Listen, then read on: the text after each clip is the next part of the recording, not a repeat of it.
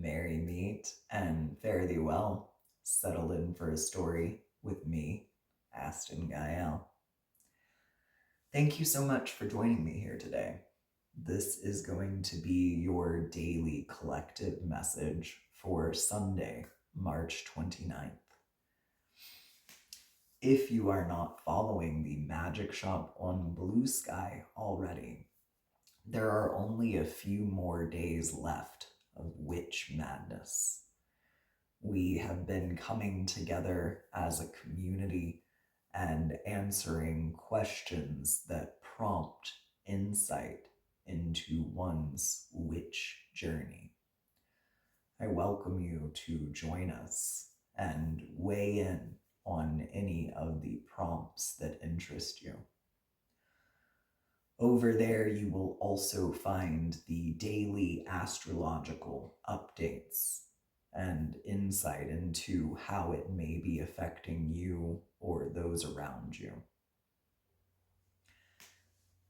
If you are enjoying these daily collective messages and you would like to purchase a short story of your own, the link to the Buy Me a Coffee is also in the description box down below. Over there, you will find blogs posted at each phase of the moon.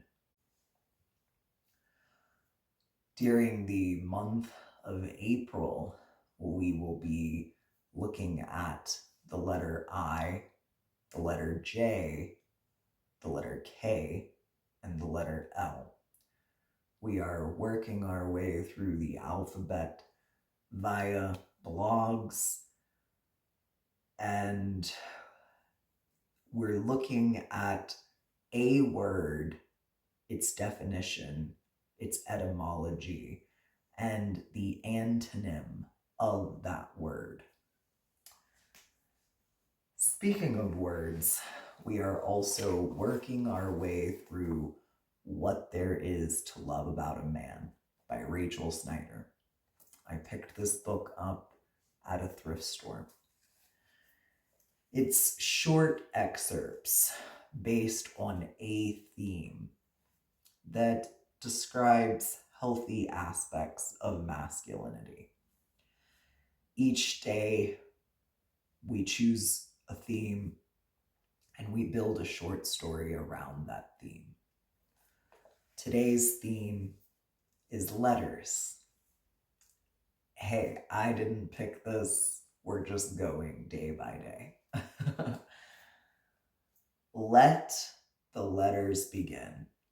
Long, chatty, newsy letters, typed out, spell-checked, crammed full of everything that's new and noteworthy.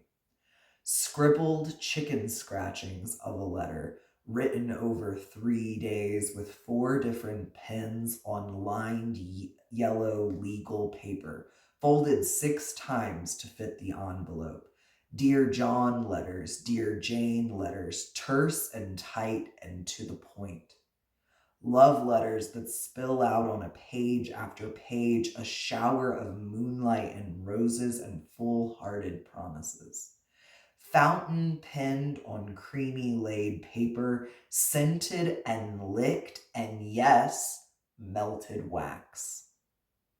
Lonely letters from the front, painting pictures beyond imagination and begging for the tiniest news bits from the normalcy of home.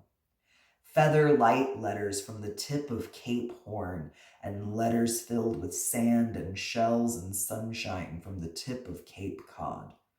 Letters he wrote and never sent. Letters he received and promptly burned. Airmail, email, every word of it, he-mail. Have you ever dated somebody that likes to send letters? I have, and I quite enjoyed it. I miss the intimacy of someone, even if we see each other every single day, writing down their thoughts. It's a very deep way to express your love to someone. We spoke a bit yesterday when we were talking about fertility, and yes, men can embody fertility. About a King of Wands that was unable to go to the depths. The depths are akin to 8th house energy, very scorpionic in nature. There's a lot of taboo there.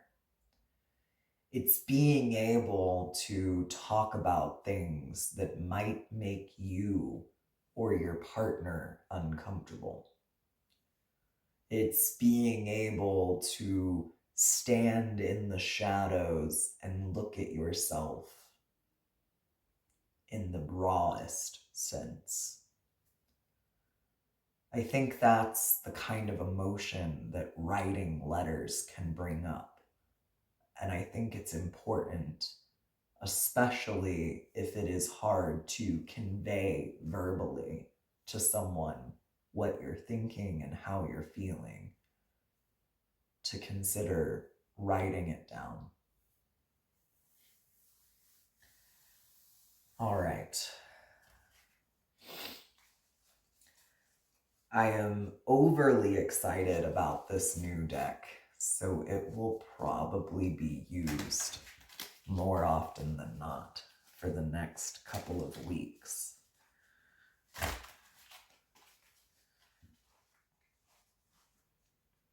Writing letters.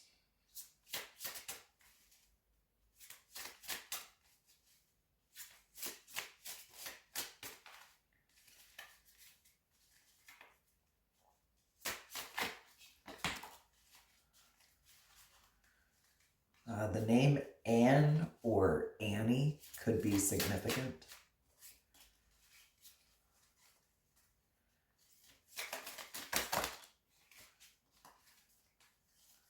We've got the moon at the bottom of the deck.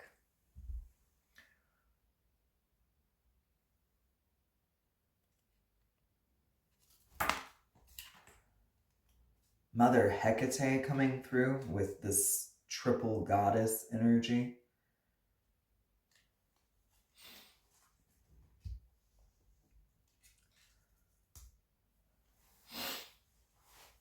Guilt and shame are coming through as a theme.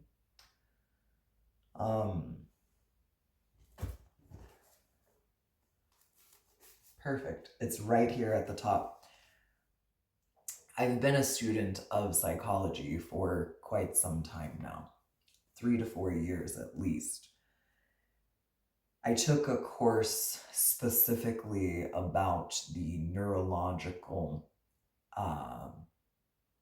effect that shame has on a person. There are studies showing that we can feel shame as early as 15 months old, not even a whole year and a half on this earth, and one can already experience the feeling that shame brings up in the body. If you are in a household that it is safe to fully experience that shame, it will come up. You might show signs of embarrassment, and your caregiver will pick up on that and soothe you back to a state of calm. If, however, it's the caregiver that caused you to feel that shame, it will likely happen over and over and over again.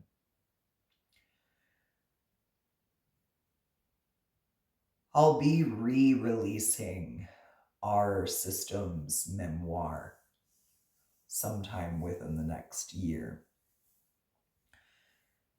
And the central theme is the excess shame that my system as a whole dealt with because we were raised in a religious cult with parents that were emotionally immature.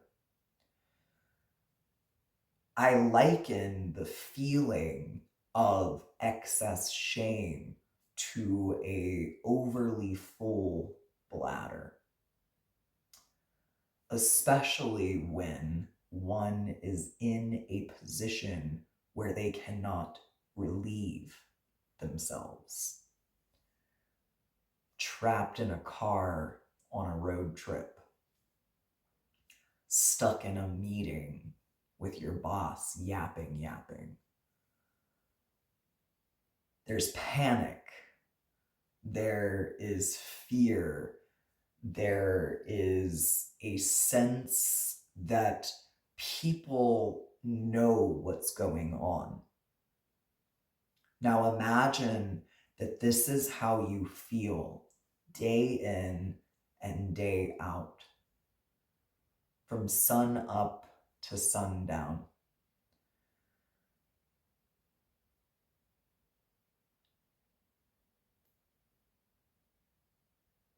It's being illuminated that someone is dealing with this level of shame. Like I said, the name Anne or Annie could be significant. And when I said that earlier, my mind went to Anne of Green Gables. Now, I have never read the novel. I would like to. I watched the Netflix series Anne with an E while I was recovering from top surgery. And while I did not want to admit to seeing myself in Anne, I did. She goes through a holding on to and release of shame throughout the series. Her specific shame is related to being an orphan.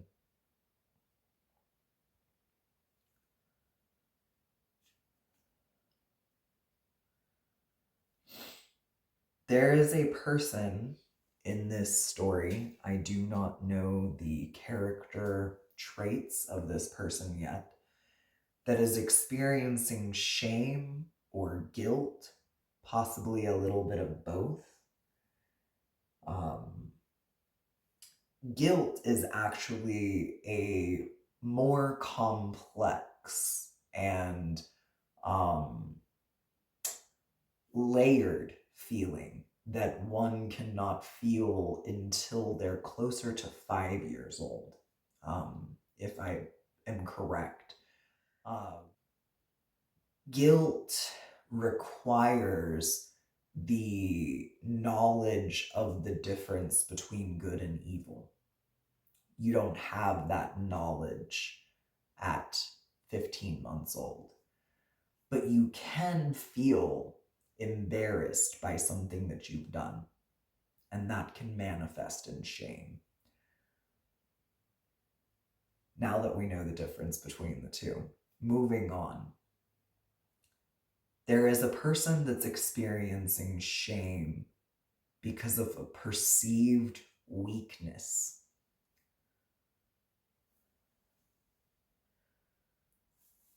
This weakness might be related to their family tree.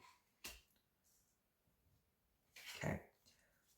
The character in question is a Empress in the reverse. This is a person that has walked the fool's journey all the way through to the end, at least once, if not more than once. They might be an older person as far as years that the meat suit has been present in this earth.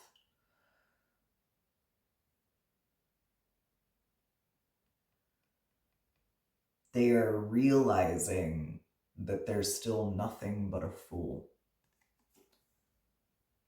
This is the perceived weakness.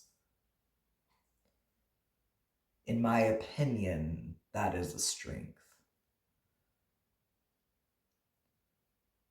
This person's family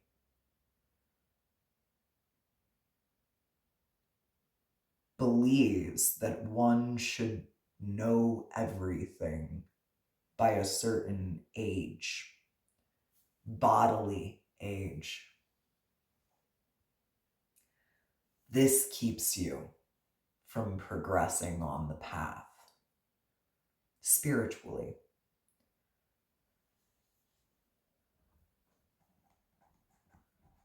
When you put away your youthful spirit, you are no longer willing to learn. You begin to believe that there is no one that can teach you. You especially dismiss teachers that come in the form of someone that is bodily younger than you. This is a mistake. The sun in the reverse.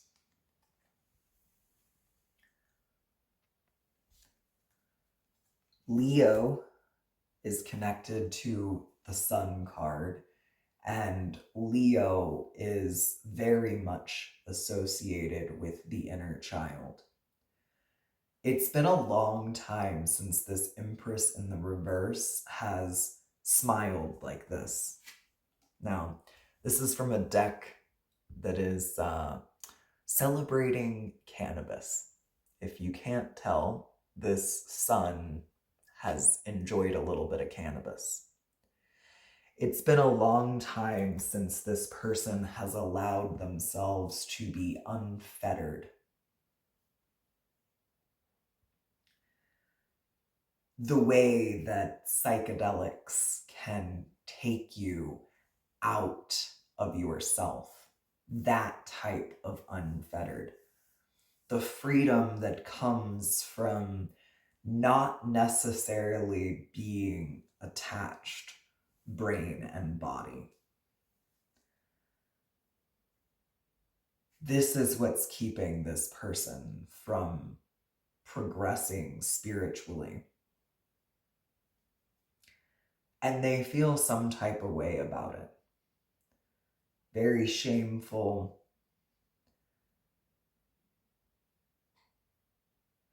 I almost would like to say, tying it back to the letter,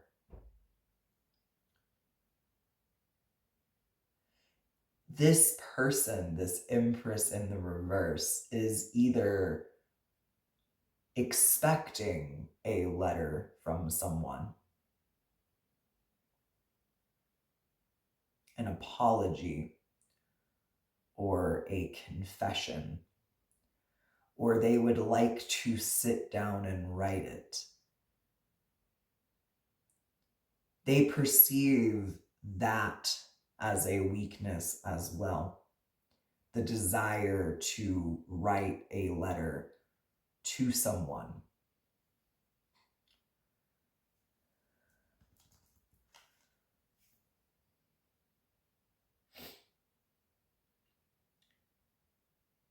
This person, the Empress in the reverse, has likely dealt with some trauma related to smecks.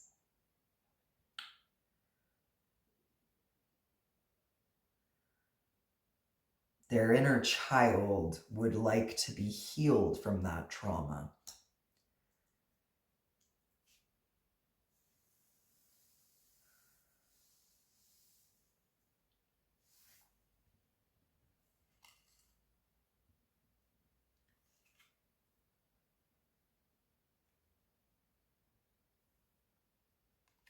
But they have too many boundaries up when it comes to feeling their feelings. The letter that needs to be written might be a letter from self to self. from the adult version of self to a child version of their self. This makes this person feel rather silly. It's a silly little guy, you know?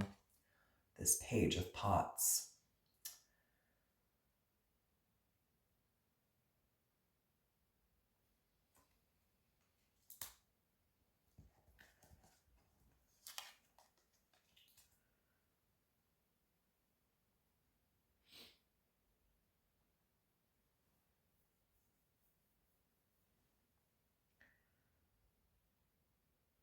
There is a Queen of Cups.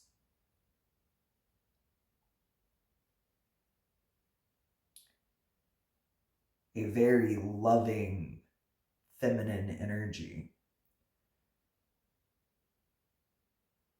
that has offered this Empress in the reverse help.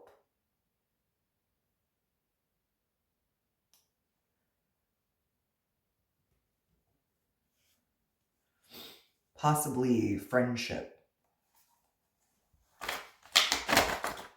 This shame, this guilt, is keeping this Empress and this Queen of Buds apart. Their shame, when they are triggered, projects outwards in anger. The emotion behind anger is almost always fear.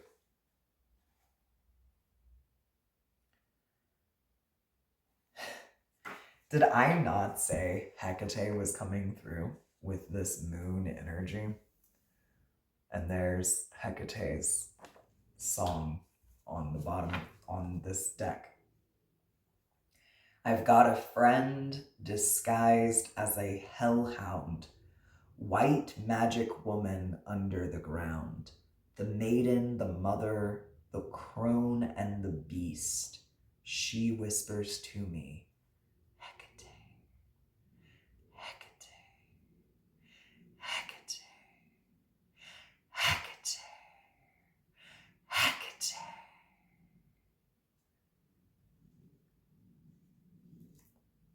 Hecate comes in the form that you are the most comfortable with her coming in. She may come to you as the mother, and she might hold that inner child. She may come to you as a beast, almost always a dog. She may come to you as a crone, and if you yourself have made it to the crone stage, she sees you as an equal. She may come to you as a maiden, a younger, feminine energy. And if you fancy yourself grown because your meat suit has made it beyond the maiden stage, you may look at that maiden energy and say, you have no business here.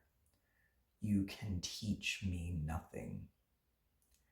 And you would be mistaken, because it is in that same essence that the mother and the crone and the beast live. Just because she does not show you her wholeness does not mean she has not embodied it all.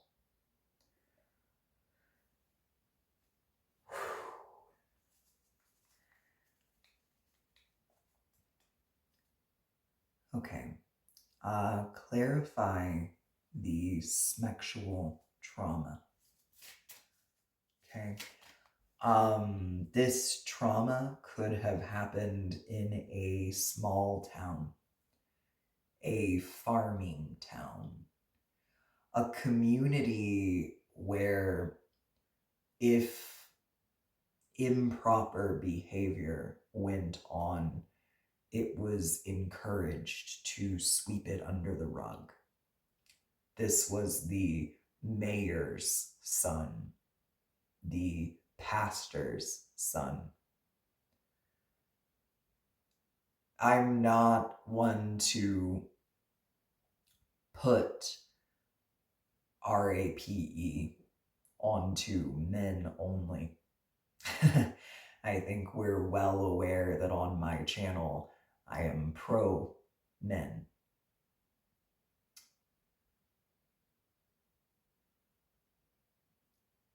Sexual assault can and does happen by women, sometimes onto other women and sometimes onto men. Also, non-binary people do exist, and they should not be left out of these conversations as a victim or a perpetrator of the abuse. But I am getting the sense, the notion, that this was a male-bodied person perpetrating abuse onto a female-bodied person, and that female-bodied person was encouraged to keep quiet. Their inner child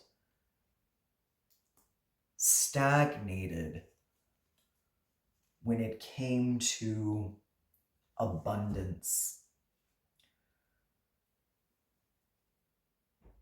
Because they lacked boundaries as a child, no tea, no shade there. We should not have to put boundaries up as children. Our caregivers should be taking care of that for us. That lack of boundaries carried over into adulthood, and there was more abuse, most likely of the inappropriate behavior in the workplace. This person had to rely on potentially illegal forms of obtaining money, or they became what they perceived as a burden on someone else. That person takes care of them financially. This is causing their inner child to feel an overwhelming amount of grief. I return to my piece of advice that this Empress in the reverse needs to write a letter to the smaller version of themselves, forgiving them and releasing them from that weight that they are carrying. Until next time, be well, be you.